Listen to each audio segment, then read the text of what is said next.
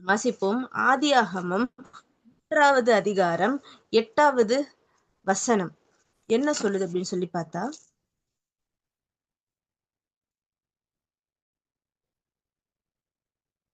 பகலில் குளிர்ச்சியான வேளையிலே கர்த்தருடைய சத்தத்தை அவர்கள் கேட்டார்கள்.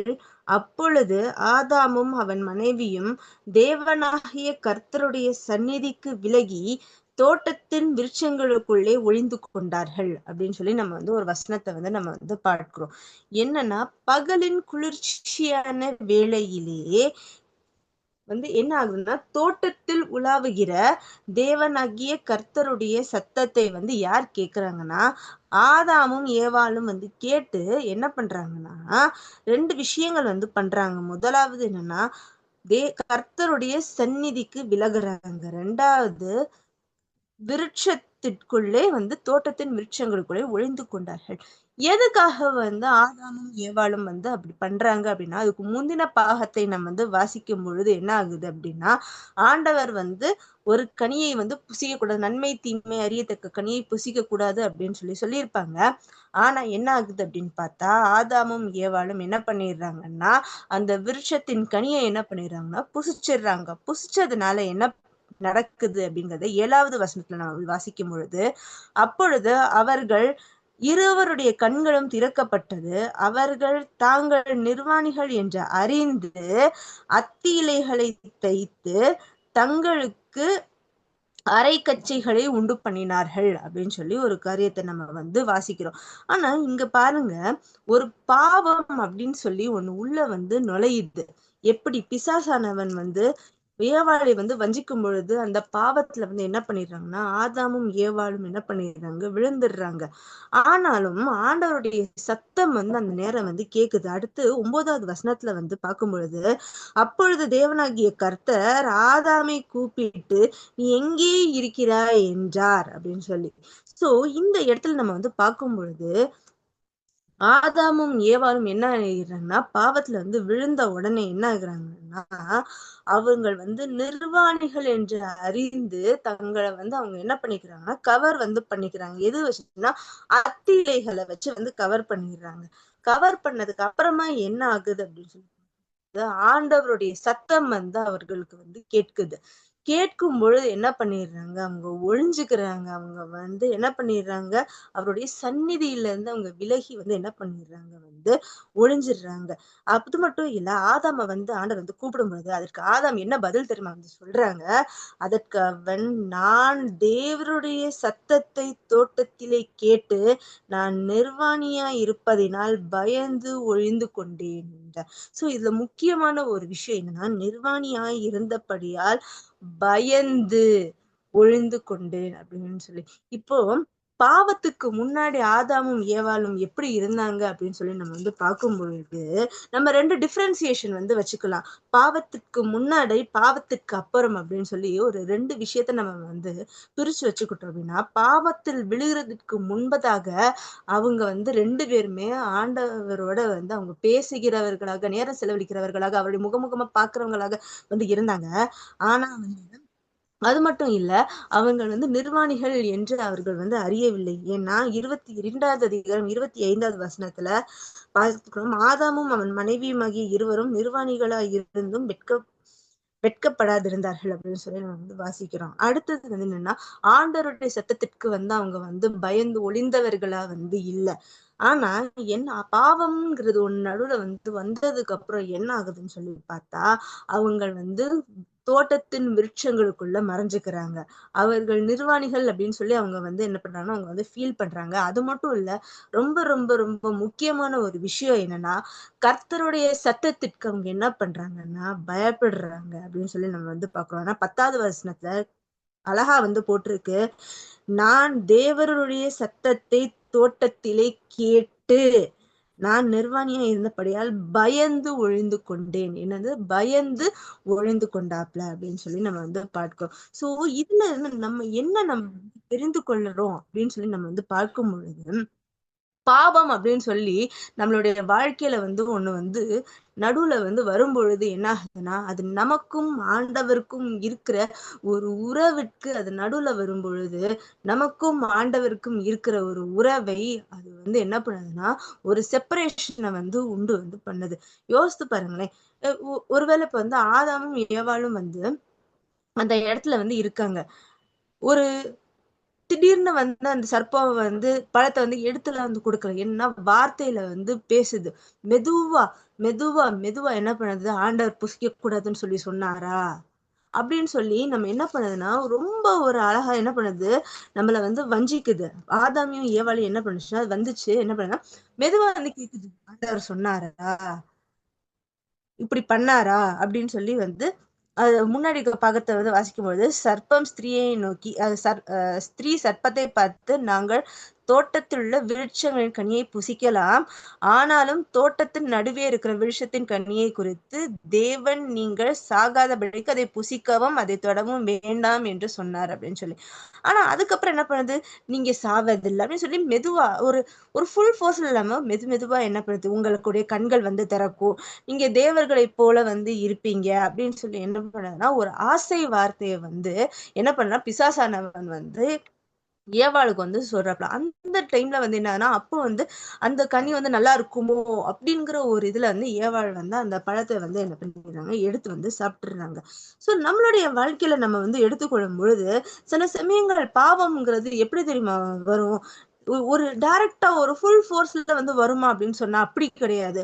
ஸ்டெப் பை ஸ்டெப்பா ஒரு வேளை இன்னைக்கு நம்ம சில காரியங்கள் நம்ம வந்து பண்ணலாம். அப்போ வந்து அது எப்படி இருக்கும்னா, சில சமயங்கள் வந்து இது வந்து நம்மளுக்கு வந்து தப்பு, இல்ல தவறு அப்படிங்கிறது தெரியாமயே வந்து இருக்கும். ஆனா வந்து என்னன்னா, ஒரு தடவ நம்ம பண்ணி பார்ப்போமே!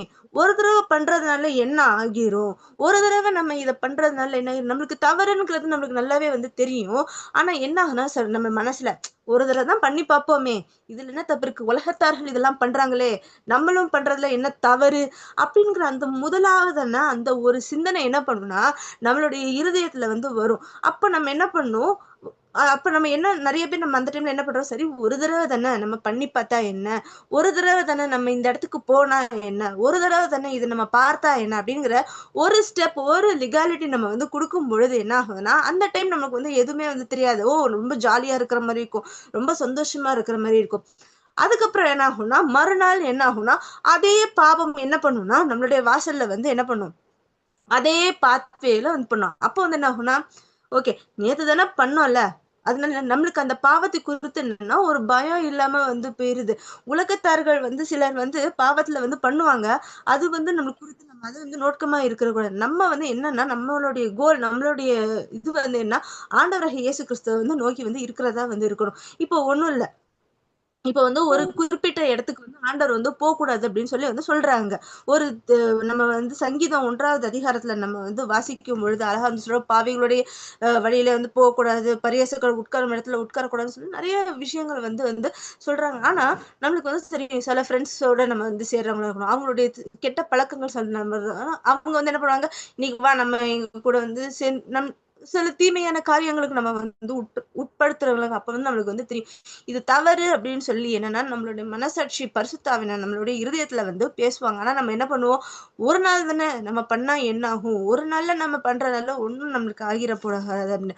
ஆனா அது என்ன ஆகுதுன்னா, பிசாசு நம்மளுடைய வாழ்க்கையில வர்றதுக்கு, பாவம் நம்மளுடைய வாழ்க்கையில வர்றதற்கு, அது வந்து ஒரு லீகல் கேட்வேயா வந்து அமைஞ்சிருது. அப்ப என்ன ஆகுது அப்படின்னு சொல்லி பார்க்கும் பொழுது, ஒரு நாள் நம்ம பண்றோம். அதே இது என்ன ஆகும்னா கன்டினியூஸா 2 டேஸ், 3 டேஸ், 4 டேஸ், 5 டேஸா என்ன ஆகும்னா, அந்த பாவத்தை குறித்து நம்மளுக்கு வந்து ஒரு குற்ற உணர்ச்சியே இல்லாம, உலகத்தார் எல்லாரும் பண்றாங்க, நானும் பண்றேன். இதுல என்ன தப்பு இருக்கு? அப்படின்னு சொல்லி நம்மளுக்கு வந்து ஒரு இதாயிரும். யோசித்து பாருங்க. இது முளையிலே வந்து கில்லாதத வந்து பெருசா மரமானதுக்கு அப்புறம் நம்ம வந்து இது பண்ண முடியாதுன்னு சொல்லி சொல்லுவாங்க. அதாவது ஒரு பாவம் வந்து சின்ன ஒரு செடியா இருக்கும்போதே என்ன ஆயிடும்னா, நம்ம அத வந்து கிள்ளி வந்து எரிஞ்சிறவங்களா இருக்கணும். அது வந்து என்ன நமக்கு தண்ணி ஊத்தி, ஃபெர்டிலைசர் எல்லாம் போட்டு ஒரு பெரிய மரமா வளர்ந்துருச்சுன்னா, அத வெட்டி எடுக்கிறது வந்து நம்ம வந்து ரொம்ப வந்து கஷ்டப்படுறதா வந்து இருக்கணும். இன்னொன்னு ஒண்ணு யோசித்து பாருங்க. பாவம் அப்படின்னு ஒண்ணு வரும்பொழுது என்ன ஆகும் அப்படின்னு சொல்லி பார்க்கும்போது, பாவம் செய்யும் பொழுது நம்மளுக்கு வந்து மனசுல வந்து சில சமயம் பயம் இருக்கும், சில சமயம் பயமே இல்லாம இருக்கும். ஆனா, ஒரு பாவம் வந்து செஞ்சு முடிச்சதுக்கு அப்புறம் ஒரு சின்ன ஒரு பொய் சொல்றதா இருக்கலாம். ஒரு சின்ன விஷயத்த திருடுறதா இருக்கலாம். சோ எது இருந்தாலும் அந்த டைம் நமக்கு வந்து பெருசா அது தெரியாது. ஆனா என்ன ஆகும் அப்படின்னு சொல்லி கடைசியில வந்து பார்க்கும் பொழுது, நமக்கும் ஆண்டவருக்கும் இருக்கிற ஒரு உறவை வந்து அந்த பாவம் என்ன செய்யும்னா, செப்பரேட் பண்றதா வந்து இருக்கும். இப்போ சில காரியங்கள்ல இப்ப என்னுடைய வாழ்க்கையிலே நான் வந்து எடுத்துட்டா வந்து, என்ன ஆகும்னா, சில சமயம் நம்ம வந்து ஒரு மனிதர்களா இருக்கப்படியே சில சமயங்கள் ஏதாவது தவறுகள் பண்றதுக்கு வந்து it's human nature to make an error. அப்போ என்ன ஆகுது அப்படின்னு சொல்லி பார்க்கும் பொழுது, ஏன்னா நான் இந்த பாதையில கடந்து போனதுனால நான் இந்த விஷயத்த வந்து சொல்றேன். சில சமயங்கள் பாவம் செய்யும்போது சின்ன ஒரு தப்பு தானே, சின்ன ஒரு பாவம் தானேன்னு சொல்லிட்டு நான் வந்து என்ன பண்ணேன்னா, பண்றவங்களா வந்து நானே வந்து இருந்திருக்கேன். ஆனா அதுக்கப்புறம் என்ன ஆகும் அப்படின்னு சொல்லி பார்த்தா, ஆண்டவருடைய சந்நிதிக்கு போய் வந்து ஒரு ஜெபம் பண்ணும்பொழுதோ, ஒரு குற்ற உணர்ச்சி வந்து உண்டாகும். எனக்கு வந்து அவருடைய ஒரு சமூகத்துல உட்கார்ந்து ஜெபம் பண்ண ஒரு பயம் வந்து உண்டாகும். ஆனா, அதுக்கப்புறம் ரொம்ப நான் அந்த இதுலருந்து நான் கஷ்டப்பட்டு ஜெபம் பண்றதே எனக்கு ரொம்ப வந்து அப்ப வந்து கஷ்டமா இருக்கும். அதுக்கப்புறம் பாவ மன்னிப்பு கேட்டு ஒரு ஆண்டவரோட ஒப்புரவாகுறது அப்படிங்கிறது வந்து கொஞ்சம் கஷ்டப்பட்டு தான் வந்தாங்க. ஆனா, அந்த டைம்ல வந்து பாவம் வந்து செய்யும்போது நமக்கு வந்து என்ன ஆகும்னா, ரொம்ப வந்து ஈஸியா வந்து இருக்கிற மாரி இருக்கும். ரொம்ப வந்து சிம்பிளா வந்து இருக்கிற மாரி இருக்கும். ஆனா என்ன ஆகுதுன்னா, இந்த இடத்துல ஒரு முக்கியமான விஷயம் என்ன ஆகுதுன்னா, நமக்கும் ஆண்டவருக்கும் இருக்கிற தொடர்பு எவ்வளோ ஒரு முக்கியமானதோ, அந்த தொடர்பு என்ன ஆகுதுன்னா, துண்டிக்க வந்து படுது. ஒரு செப்பரேஷன் வந்து உண்டாகுது. ஏன்னா, நான் பரிசுத்தரா இருக்கிறபடியால் நீங்களும் பரிசுத்தமா இருங்கள்ன்னு சொல்லி ஆண்டவர் வந்து சொல்றாங்க. ஸோ ஆண்டவர் வந்து பாவத்தை வந்து வெறுக்கிறவரா பாவிகளை வெறுக்கிற தேவன் இல்ல. பாவத்தை வெறுக்கிறவங்களாக இருக்காங்க. சோ நம்மில் காணப்படுகிற பாவத்தை ஆண்டவர் வந்து வெறுக்கிறவங்களாக வந்து இருக்காங்க. அப்ப நம்ம பாவத்துல இருந்து விலகணும். பாவத்துல இருந்து இது பண்ண நம்ம என்ன செய்யணும் அப்படின்னு சொல்லி பார்க்கும் பொழுது, இந்த பாவம் வந்து என்ன பண்ணுதுன்னா, இன்னொரு முக்கியமான விஷயம் என்ன பண்ணுதுன்னா, நம்மளுடைய வஸ்திரங்களை வந்து அது வந்து கரைப்படுத்துகிற ஒரு விஷயமாக வந்து இருக்குது. நம்முடைய வஸ்திரம்னா நம்ம உலக பிரகாரமான வஸ்திரம் அல்ல. நம்மளுடைய ஆவிக்குரிய வஸ்திரத்தை இந்த பாவம் என்ன செய்யும்னா, அது கரைப்படுத்துகிறதாக இப்ப நம்ம ஆண்டவருடைய சந்நிதியில நம்ம நிக்கும் பொழுது, நம்மளுடைய வஸ்திரங்கள் வெண்மையா இருக்கா, இல்ல கரைப்பட்டதா இருக்கான்னு சொல்லி இருக்கான்னு சொல்லி நம்ம வந்து பார்க்கிறவங்களா இருக்கணும். நம்முடைய வஸ்திரங்கள் எப்படி இருக்க வேண்டும் என்றால், நம்முடைய வஸ்திரங்கள் வந்து வெண்மையா வந்து இருக்கணும். இப்போ சில சமயங்கள்ல பாவம் செய்யும்பொழுது நம்ம ஒண்ணும் இல்ல. நம்ம உலக பிரகாரமாவே எடுத்துப்போமே. நம்ம ஒரு ஒயிட் ட்ரெஸ் போட்டிருக்கோம். அந்த ஒயிட் ட்ரெஸ் நம்ம போட்டிருக்கும் பொழுது, எவ்ளோ நம்ம வந்து கேர்ஃபுல்லா இருப்போம். ஒரு ஒரு கரப்பட்ட இடத்துல உட்கார மாட்டோம். நம்ம போம்போது ஏதோ ஒரு பஸ்ல உட்கார்றது, இந்த கார்ல உட்கார்ந்திருந்து அந்த இடத்த நம்ம நல்லா தொடச்சுட்டு உட்காருவோம். அது மட்டும் இல்ல, நம்ம சாப்பாடு வந்து சாப்பிடும்போது எந்த விதமான ஒரு சாப்பாடு நம்மளுடைய சட்டையில கொட்டிறக்கூடாது அப்படின்னு சொல்லி நம்ம என்ன பண்றவங்களா இருக்கோம்னா, அத வந்து ரொம்ப நம்ம வந்து கேர்ஃபுல்லா வந்து வந்து ஹேண்டில் பண்ணணும். நம்ம ஒரு ஒயிட் ட்ரெஸ் போட்டோம்னா வந்து ஆனா ஒயிட் ட்ரெஸ் போட்டா பார்க்க ரொம்ப அழகா இருக்கும். ஆனா என்ன ஆகும்னா, கரை பற்றக்கூடாது. ஒரு கரை ஆனா, அதுல எப்பவாச்சும் ஒரு கரை பட்டுச்சு அப்படின்னா, அந்த ஹோல் ஒயிட் ட்ரெஸ்ஸுமே வந்து பார்க்க அழகா இருந்தாலும், பார்க்கிறம்போது அந்த ஒரு கரை அப்படிங்கிறது தான் வந்து என்ன ஆகும்னா, நம்மளுக்கு வந்து பகிரங்கமா ஒரு எப்படி தெரியும்னா, ஒரு பளிச்சுன்னு வந்து தெரியும். இதே மாரி தான் நம்மளுடைய ஆவிக்குரிய ஜீவியத்துல நம்மள வந்து நம்ம ஒயிட் ட்ரெஸ் நம்மளுடைய ஆவிக்குரிய வஸ்திரம் வந்து என்னன்னா, கரைப்பட்டதா இருந்துச்சு அப்படின்னா, அது வந்து எல்லா இடமுமே வந்து ஒரு ஒயிட்டா இருந்தாலும், அந்த ஒரு இடம் ஒரு இடம் அந்த கரைப்பட்ட இடம் வந்து என்ன ஆகும்னா, பளிச்சுன்னு வந்து தெரியும். ஸோ நம்ம என்ன பண்றவங்களா இருக்கணும். ஒரு வேளை இப்ப நம்ம பாவம் செஞ்சுட்டோம். நம்ம பாவத்துல வந்து விழுந்துட்டோம். ஆனா என்ன பண்றோம்னா, நம்மளுடைய பாவத்தை வந்து அறிக்கையிடணும். அறிக்கையிடுறது மட்டும் இல்ல, அறிக்கையிட்டு அதை விட்டு விடுகிறவர்களாக இருக்கணும். சங்கீதத்துல வந்து சொல்றது, "பாவத்தை மறைக்கிறவன் வாழ்வடைய மாட்டான். அதை அறிக்கை செய்து விட்டுவிடுகிறவனோ வந்து இரக்கம் வந்து பெறுவான்." அப்ப நம்மளுடைய பாவம் மன்னிக்கப்படணும்னா, ஆண்டவருடைய இரக்கம் வந்து நமக்கு வந்து பெறுறவங்களா வந்து இருக்கணும். அப்ப வந்து என்னன்னா, நம்மளுடைய பாவத்த வந்து அறிக்கையிடுறவர்களா அறிக்கையிடுறது மட்டும் இல்ல, அதை வந்து விட்டு விடுறவங்களாக இருக்கணும். இப்போ பார்த்தீங்கன்னா மொபைல்ல பாவத்துல விடுறதுக்கு ஏகப்பட்ட காரியங்கள் வந்து மொபைல்ல வந்து இருக்கு. ஸோ நம்ம பார்க்குற விஷயங்கள் வந்து பரிசுத்தமான விஷயங்களா இருக்கணும். ஒண்ணும் இல்ல, நம்ம யூடியூபே ஸ்க்ரோல் வந்து பண்ணும்பொழுது வந்து நெறைய விஷயங்கள் வந்து கடந்து வந்து வரும். ஆனா, நம்ம என்ன பண்றவர்களாக இருக்கணும், அது உள்ளுக்குள்ள ஒரு தடவ நம்ம பார்க்கிறதா இருக்கணும். ஓகே, அடுத்த தடவ, அடுத்த தடவ, அடுத்த தடவ இல்ல. அந்த ஒரு தடவ இது பண்ணும்போதே அத நான் வந்து கடந்து செல்றேன். அந்த டைமே நம்ம வந்து என்ன பண்ணிடணும்னா, அதை வந்து பிடுங்கி வந்து எறிந்து விடுறவர்களாக வந்து இருக்க வேண்டும். இன்னொன்னு என்னன்னா,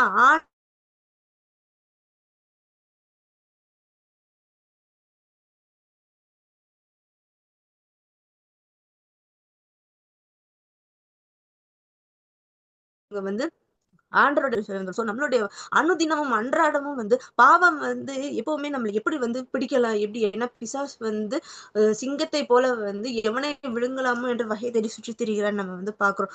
ஸோ எங்க போனாலுமே வந்து அது இருக்கும். நம்ம வந்து பாவத்த விட்டு நம்ம வந்து அ அ எப்படி சொல்றது?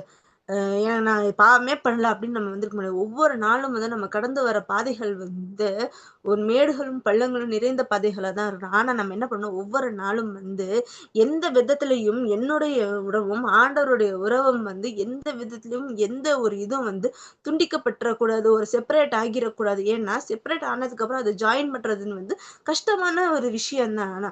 நம்ம வந்து ஒரு நாளும் வந்து ஆண்டவரும் நானும் என்னுடைய உறவுக்கு நானும் ஆண்டவரும் வச்சிருக்க ரிலேஷன்ஷிப் வந்து என்னைக்கும் வந்து பாவம் அப்படிங்கிற ஒரு விஷயத்தினால வந்து பிரேக் ஆயிறக்கூடாது அப்படின்னு சொல்லி நம்ம வந்து பார்க்கிறோம். ஆனாலும் ஆண்டவர் வந்து மனதுருக்கம் உள்ளவர், இரக்கம் உள்ளவர். என்ன தெரியுமா பண்றாங்க? நம்ம ஆண்டவரே நம்ம பாவத்தை அறிக்கையிடும்போது என்ன பண்றாங்கன்னா, ஆண்டவர் நம்மளுடைய பாவத்தை வந்து மன்னிக்கிறவராக வந்து காணப்படுறாங்க. இன்னொரு விஷயம் நம்ம வந்து பைபிள்ல வந்து ஒரு எக்ஸாம்பிள் நான் வந்து எடுத்து சொல்றேன். சகரியா எழுதின புஸ்தகத்துல வந்து நம்ம வந்து வாசிக்கும் பொழுது 3வது அதிகாரத்துல வந்து பார்க்கும் பொழுது, அங்க ஒரு ஆசாரியர பத்தி ஆண்டவர் வந்து சொல்லியிருக்காங்க. பிரதான ஆசாரியனாகிய யோசுவாவை எனக்கு காண்பித்தார் அப்படின்னு சொல்லி சகரியா எழுதின புஸ்தகத்துல நம்ம வந்து வாசிக்கிறோம். அப்ப வந்து அங்க என்ன ஆகுது அப்படின்னு சொல்லி பார்த்தா, அந்த யோசுவான்ங்கிற பிரதான ஆசாரியர் வந்து கர்த்தருடைய தூதனுக்கு முன்பாக நின்றான். சாத்தான் அவனுக்கு விரோதம் செய்ய அவன் வலது பாரசத்திலே நின்றான்.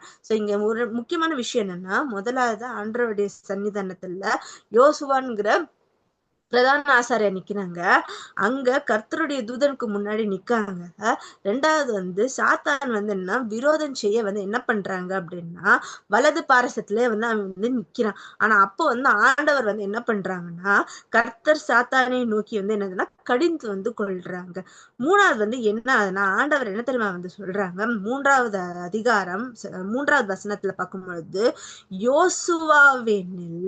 யோசுவாவோவெனில் அழுக்கு வஸ்திரம் தரித்தவனாய் தூதனுக்கு முன்பாக நின்றான். அவர் தமக்கு முன்பாக நிற்கிறவர்களை நோக்கி, இவன் மேல் இருக்கிற அழுக்கு வஸ்திரங்களை கழிந்து போடுங்கள் என்றார். பின்பு அவனை நோக்கி, பார், நான் உன் அக்கிரமத்தை உன்னிலிருந்து நீங்கச் செய்து உனக்கு சிறந்த வஸ்திரங்களை தரிப்பித்தேன் என்றார். இங்க வந்து என்ன ஆகுதுன்னா, யோசுவாங்கிற பிரதான ஆசாரியர் அழுக்கு வஸ்திரம் தரித்தவனாய் வந்து என்னன்னா தூதருக்கு முன்பாக வந்து நின்று கொண்டிருக்காரு. ஆனா ஆண்டவர் வந்து என்ன சொல்றாங்கன்னா, முதலாவதாக என்ன பண்றாங்கன்னா வந்து, பார், நான் உன் அக்கிரமத்தை உன்னிலிருந்து நீங்க செய்து அப்படின்னு சொல்லி. நம்மளுடைய பாவத்தை வந்து ஆண்டவர் வந்து என்ன பண்ணுவாங்கன்னா ஃபர்ஸ்ட் மன்னிக்கிறவங்களா இருக்கணும். நம்மளுடைய அழுக்கு வஸ்திரத்தை ஆண்டவர் என்ன பண்ணா நம்மளிருந்து களைந்து போட்டுட்டு 2வது என்ன பண்றாங்கன்னா, சிறந்த வஸ்திரத்தை தரிப்பித்தேன் அப்படின்னு சொல்லி. அதுக்கு முந்தின பகுதியை வாசிக்கும் போது, தமக்கு முன்பாக நிற்கிறவர்களை நோக்கி, இவன் மேல் இருக்கிற அழுக்கு வஸ்திரங்களை களைந்து போடுங்கள் அப்படின்னு சொல்லி.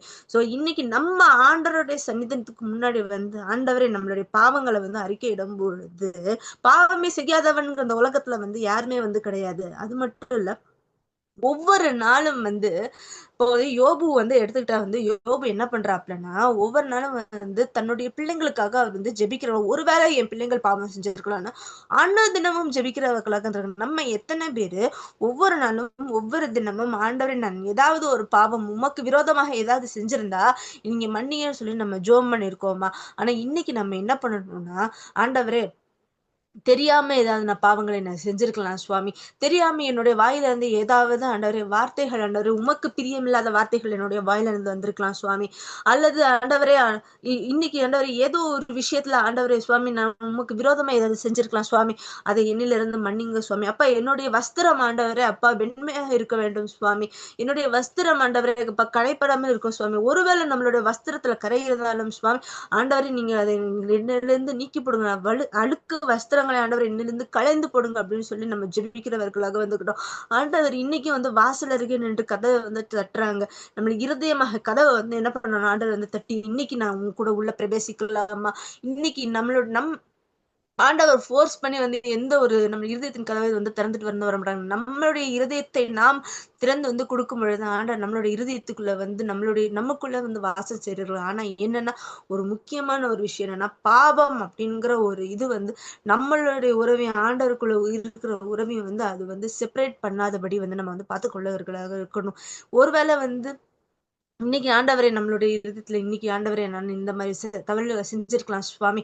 ஆண்டவரே நீ மன்னிக்கிறவர்களாக இருக்கீங்க சுவாமி. ஆண்டவரே நீங்க மன்னிங்க சுவாமி. அப்ப என்னுடைய பாவங்களை நீங்க மன்னிங்க சுவாமி அப்படின்னு சொல்லி ஒரு பாவ மன்னிப்பு நிச்சயத்தை நம்ம வந்து பெறும் பொழுது நம்மளுக்கும் ஆண்டவருக்கும் இருக்க அந்த ரிலேஷன்ஷிப் மறுபடியும் வந்து புதுப்பிக்கப்படுறதா வந்து இருக்குது. எந்த இந்த உலக பிரகாரமான எந்த காரியங்கள் வந்தாலும் எந்த ஒரு விஷயங்கள் வந்தாலும் யோசித்து பாருங்க. தானியலோட வாழ்க்கையில வந்து நம்ம யோசித்து பார்க்கும் பொழுது தானியலும் ஆண்டவருடைய ரிலேஷன்ஷிப் எப்படி இருந்துச்சு, என்ன ஒரு தவறுகள் அந்த இடத்துல வந்து ஒரு டெம்டேஷன் வந்து வருது தானியலுக்கு வந்து ஜெபம் பண்றவங்க தூக்கி சிங்க கிபில வந்து போடுவேன்னு சொல்லி. ஆனா அந்த ஒரு நேரத்துலயும் வந்து அந்த ஒரு விஷயம் வந்து ஆண்டவருக்கும் தானியலுக்கும் இருக்கிற நடுவுல இருக்கிற ரிலேஷன்ஷிப்பை வந்து அது வந்து பாதிக்காதபடி என்ன விஷயங்கள் என்ன காரியங்கள் வந்தாலும் தானியலும் ஆண்டவரும் ரிலேஷன்ஷிப் வந்து ஸ்மூத்தா பக்கா அந்த நல்ல சிங்க கிபியில போட்டிருந்தாலும் சிங்கத்தின் வாயை அடைகிற தேவனாக வந்து இருக்காங்க. அது மட்டும் இல்ல, சிங்க கெபியிலிருந்து நம்மளை தூக்கி விடுகிற தேவனாக இருக்காங்க. அது மட்டும் இல்ல, யோசேப்போட வாழ்க்கையில எடுத்து பார்க்கும் பொழுது குழியில வந்து போடப்படுறாங்க. ஆனா யோசேப்புக்கும் ஆண்டவருக்கும் இருக்கிற அந்த உறவுங்கிறது எப்படி இருந்துச்சு? போத்திபாருடைய மனைவி வந்து யோசேப்பை வந்து கூப்பிடுறாங்க. ஆனா யோசித்து பாருங்க, அந்த ஒரு காரியத்துல வந்து யோசேப்பு வந்து யாருமே இல்ல, யாருமே பார்க்கல அப்படின்னு சொல்லி போத்திபாருடைய மனைவி கூட வந்து ஒரு காரியத்தை வந்து பண்ணியிருந்தாப்லன்னா ஆண்டவருக்கும் யோசேப்புக்கும் இருக்கிற உறவு வந்து அந்த இடத்துல வந்து பாவம்ங்கிறது நடுவுல வந்து துண்டிக்க வந்து பட்டிருக்கு. ஆனா என்னன்னா யோசேப்பு வந்து அந்த ஒரு பாவம் வந்த பொழுது அந்த இடத்த விட்டு என்ன பண்றாங்கன்னா ஓடிடுறாங்க. ஆனா ஓடினாலுமே வந்து ஒரு தவறான ஒரு சித்தரிப்புக்குள்ள என்ன பண்றாருன்னா யோசேப்பு வந்து போறாப்ல சிறைச்சாலைக்குள்ள தள்ளப்படுறாங்க. ஆனால் ஆண்டவராகிய இயேசு கிறிஸ்து வந்து என்ன பண்றாங்க, அந்த சிறைச்சாலையில இருந்து கூட யோசேப்பை வந்து வெளியே கொண்டு வந்து போர்த்திபாருக்கு அடுத்த ஸ்டேஜ்க்கு வந்து உட்கார வைக்கிறாங்க. சோ ஒருவேளை நம்மளுக்கு பாவம் வந்து பண்றதுக்கு வந்து வசனம் வந்து ஒரு பிரசங்கில வந்து இருக்கு. என்ன இருக்கு அப்படின்னா வந்து நீ என்ன வேணாலும் பண்ணு, நீ என்ன ஆனா ஆண்டவர் நீ நியாயத்தில் கொண்டு வந்து நிறுத்துவார் என்பதை வந்து மறந்து விடாது அப்படின்னு சொல்லி. சோ நம்மளுக்கு என்னனாலும் பண்றதுக்கு நம்மளுக்கு வந்து ஆண்டவர் ரைட் கொடுத்திருக்காரு. ஆனா நம்மளுடைய வாழ்க்கையில எதை நம்ம செய்யறோம், எப்படி நம்ம செய்யறோம் அப்படிங்கிறது நம்மளுடைய கையில தான் வந்து இருக்கிறது. சோ இப்போ இறுதியா நான் வந்து சொல்ல வர்றது என்னன்னா, நமக்கும் ஆண்டவருக்கும் இருக்கிற ரிலேஷன்ஷிப் எப்படி இருக்குது அப்படிங்கிறது தான் வந்து ரொம்ப ரொம்ப முக்கியமான. ஒருவேளை பாவங்கள் இன்னைக்கு நம்ம ஊடையில வந்து இருக்கலாம். ஒருவேளை ஆண்டவர் நான் என்ன செய்யணும் தெரியாத ஒரு நிர்பந்தமான ஒரு சிச்சுவேஷன்ல வந்து இருக்கலாம். ஆனா ஆண்டவர் இன்னைக்கு என்ன பண்றாங்க, உங்களை கூப்பிடுறாரு. அன்னைக்கு ஆதாம வந்து கூப்பிடுறாரு, ஆதாமே நீ எங்கே இருக்கிறாய்ன்னு. அதே மாதிரி ஆண்டவர் இயேசு கிறிஸ்து இன்னைக்கு வந்திருக்கு ஒவ்வொருத்தரையுமே ஆண்டவர் வந்து கேட்காங்க, மகளே நீ எங்கே இருக்கிறாய், மகனே நீ எங்கே இருக்க. ஆனா இந்த ஒரு சிச்சுவேஷன் இந்த ஒரு தருணத்துல நம்ம என்ன நம்மளுடைய பாவங்களை விட்டு அறிக்கை செய்து விட்டு நமக்கும் ஆண்டவருக்கும் இருக்கிற ரிலேஷன்ஷிப்பை இன்னைக்கு நம்ம வந்து ஒரு புதுப்பித்துக் கொள்றவர்களாக இருப்போம். எந்த ஒரு புரோக்கன்னஸ் இருந்தாலுமே அதை வந்து ரிப்பேர் பண்ணி நீங்க ஒரு ஸ்டெப் எடுத்து வைக்கும் போது ஆண்டவர் ஒரு ஸ்டெப் வந்து எடுத்து வைக்குமா. நீங்க எந்த ஸ்டெப்புமே எடுத்து வைக்காம ஆண்டவர் ஸ்டெப் எடுத்து வைக்கணும்னா அது கண்டிப்பா வந்து இட் இஸ் நாட் வந்து பாசிபிள் ஆகும். நம்மளை வந்து தாழ்த்தும் போது ஆண்டவர் நம்மளுடைய பாவங்களை மன்னித்து நம்மளுக்கு வந்து ஒரு புது ஜீவனையும் ஒரு புது கிருபையும் ஆண்டவர் வந்து கொடுக்குறவங்களா இருப்பாங்க. நம்ம எல்லாருமே வந்து நம்மளுடைய ஜெபத்துல ஆண்டவரே அப்பா நான் உம்முடைய என்னுடைய ரிலேஷன்ஷிப் ஆண்டவரே நானும் நீங்களும் ஆண்டவர் எந்த ஒரு பாவமோ எந்த ஒரு காரியங்களோ எந்த ஒரு ஆண்டவரே எந்த ஒரு விஷயங்கள் எதுவுமே ஆண்டவரே உங்களை விட்டு நீ பிரிச்சிடக்கூடாது அப்படின்னு சொல்லி நம்ம வந்து ஜெபம் பண்றவங்களாக இருப்போம். கர்த்தர் தாமே இந்த மெசேஜ் ஆசீர்வதிப்பாராக. ஆமென்.